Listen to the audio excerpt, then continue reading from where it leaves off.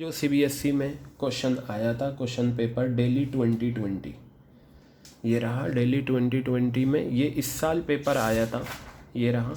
ठीक है, तो इसमें जो आपका रेशो का क्वेश्चन है हम उसकी तरफ बढ़ते हैं। ठीक है, जो रेशो का क्वेश्चन आया था हम उसकी तरफ बढ़ते हैं और देखते हैं कि इसमें हमें क्या करना है। ये रहा, देखिए मैं आपको बताऊं, ये क्वेश्चन रेशो का है। ठीक है, ये क्वेश्चन रेशो का है। ठीक है, और ये क्वेश्चन भी रेशो का है। 3 नंबर ये हो गए और 3 नंबर का आपका न्यूमेरिकल क्वेश्चन ये रहा, तो 6 नंबर हो गए। अब यहाँ देखिए, ये मैं क्वेश्चन नंबर 26 बताऊँ। कहा टोटल डेटर्स हैं कितने आपके, 9 लाख रुपए के। कहा it has created provision 10% for bed and doubtful debts.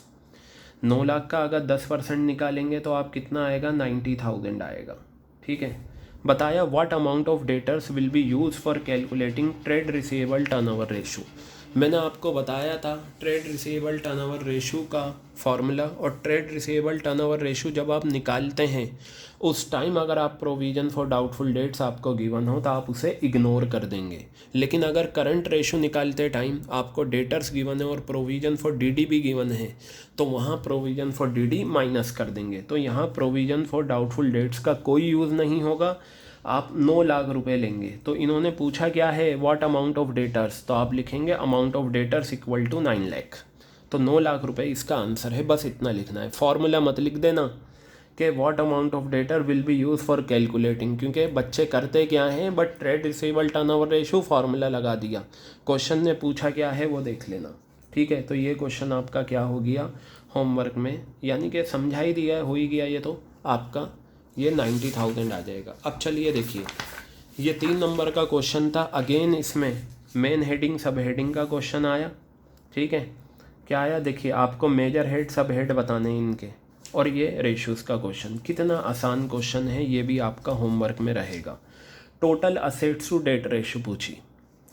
Total assets में आपका क्या आता है, करंट असेट्स आता है, शेयर होल्डर फंड। बेटा मैं एक चीज़ बताऊँ आपको, ठीक है, तो ये क्वेश्चन जो आपके सामने है total assets to debt ratio वाला, जिसमें आपको क्या दे रखा है, वर्किंग कैपिटल दे रखा है, तो आप यहाँ से करंट लाइबिलिटीज़ निकाल लेना। क्या निकाल लेना आप, करंट लाइबिलिटीज़। देखिए मैं बताता हूँ, वर्किंग कैपिटल का फॉर्मूला होता है current assets minus current liabilities, यही फॉर्मूला होता है।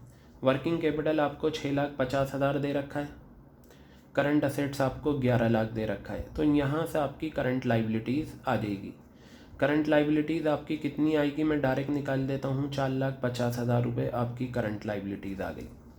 आपको फॉर्मूले में क्या चाहिए, total assets to debt. Total debt का फॉर्मूला दे रखा है, और टोटल डेट आपको पता है क्या होता है, टोटल डेट होता है लॉन्ग टर्म डेट। ठीक है, और फिर होता है शॉर्ट टर्म डेट। ये आ गया। टोटल डेट कितना है, 19,50,000 रुपये, और लॉन्ग टर्म डेट आपका निकालना है, लॉन्ग टर्म डेट आपको निकालना है, और शॉर्ट टर्म डेट आपने, करंट लाइबिलिटीज़ का दूसरा नाम शॉर्ट टर्म डेट। तो यहाँ से जो ये लॉन्ग टर्म डेट आपका निकल कर आएगा यही फॉर्मूले में जाएगा, क्योंकि फॉर्मूले में जो total assets to debt ratio का जो फॉर्मूला है उसमें जो डेट होता है वो लॉन्ग टर्म डेट होता है। तो लॉन्ग टर्म डेट तो आपका आ जाएगा 15 लाख रुपए। कितना आ जाएगा ये लॉन्ग टर्म डेट, अगर आप निकालेंगे यहाँ पर तो ये आपका आ जाएगा 15 लाख रुपये माइनस करके। क्लियर हो गई बात ये।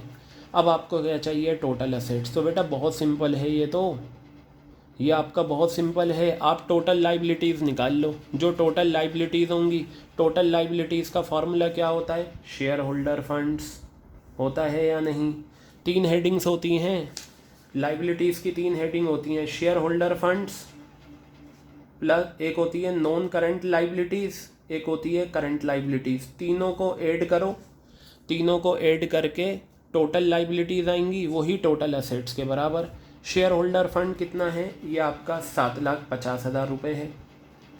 नॉन करंट लाइबिलिटीज़ अभी निकाली, लॉन्ग टर्म डेट्स को नॉन करंट लाइबिलिटीज़ बोलते हैं, ये कितना आया, 15 लाख रुपये आया, आ गया। करंट लाइबिलिटीज़ अभी आपने निकाली 4,50,000 रुपये।